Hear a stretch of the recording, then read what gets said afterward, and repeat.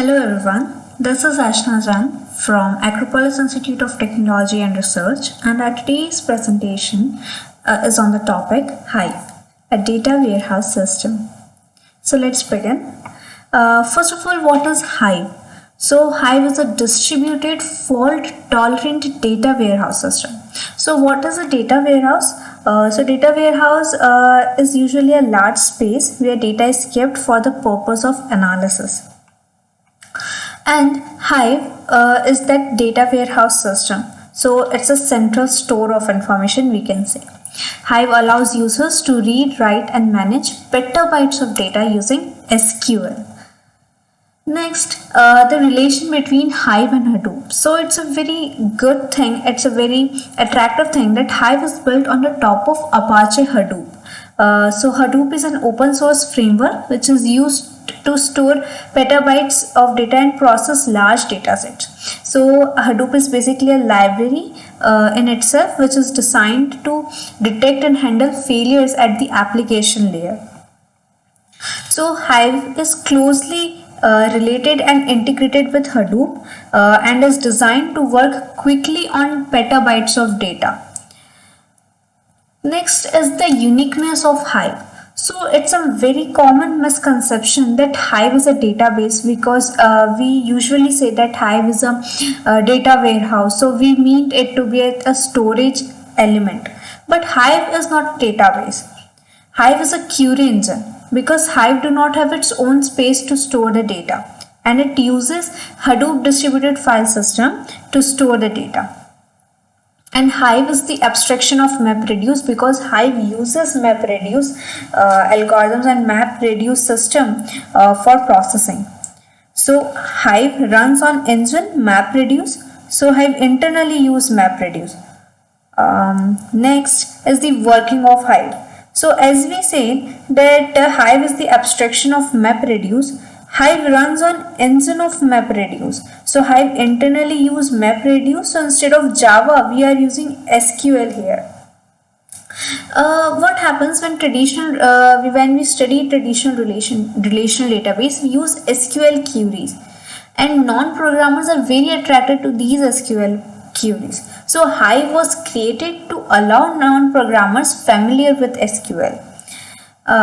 So traditional relational databases are designed for interactive queries on small to medium data sets and not to process huge data sets. So to process these huge data sets, we introduce Hive, which uses batch processing. So this Hive transform into HQL, that is HiveQL, where HiveQL is the Hive plus SQL, where the interface is like SQL. So Hive transform Hive SQL queries into MapReduce that runs on Apache Hadoop's distributed job scheduling framework, which is known as Yarn. Now is the block diagram for Hive. So HDFS, which is the store for all the data. So Hive reads the data from HDFS, process queries in Hive with the help of Hive query engine, and then again store it in the HDFS. So it's a very simplest form of working of Hive. Now we move towards the benefits of Hive. So Hive is a fast system. So Hive is designed to quickly handle petabytes of data using batch processing. It is familiar because non-programmers are very familiar to SQL like interfaces, and Hive uses SQL, so it's accessible for non-programmers. It is scalable because it is easy to distribute and scale based on our needs. Then fault tolerant software because it is based on replica creation system. So Hive and HDFS file together work on this fault tolerant interface or manner. Next is the other products of Apache. So I want to throw the light upon why we are using Hive. So Hive, basically Hadoop is written in Java. So whenever all the things are stored in HDFS, so whenever we want to extract any information or process any information, we have to write Java code again and again. But Java code is so tedious, writing Java code is so tedious task, and non-programmers are not used of it. So we introduce SQL in this.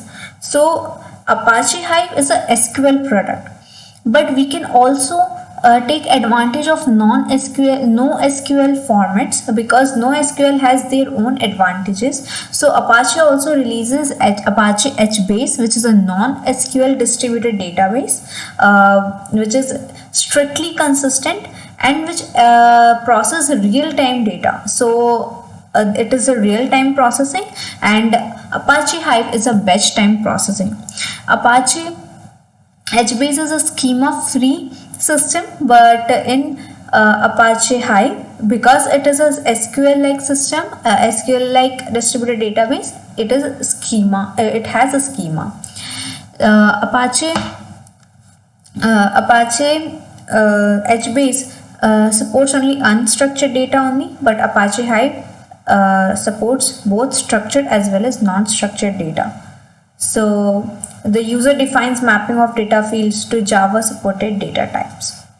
Next are the use cases of Hive. So the use cases of Hive are found in Airbnb, Guardian, Finra, and Vanguard. So Airbnb connects people with places to stay and things to do around the world, with 29 million hosts listed. So this creates a lots of data. So Airbnb uses Amazon EMR to run Apache Hive on a S3 data lake. So running Hive on EMR cluster enables Airbnb analysts to perform ad hoc SQL queries on data stored in S3 data lake. So it will be very useful for them to operate simple language like SQL on a huge data set. Next is our Guardian. So Guardian gives 27 million members the security they deserve through insurance and wealth management products and services. This also creates a huge amount of data, and they also uses Amazon EMR to run Apache Hive on S3 data lake.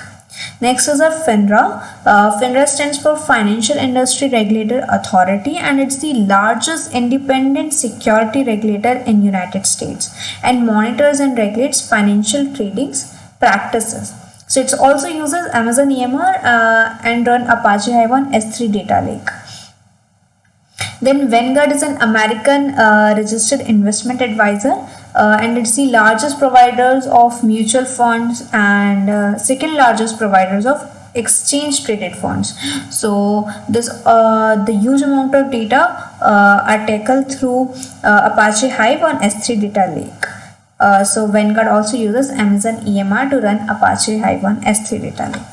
So these are the use cases of Hive. Thank you so much for watching.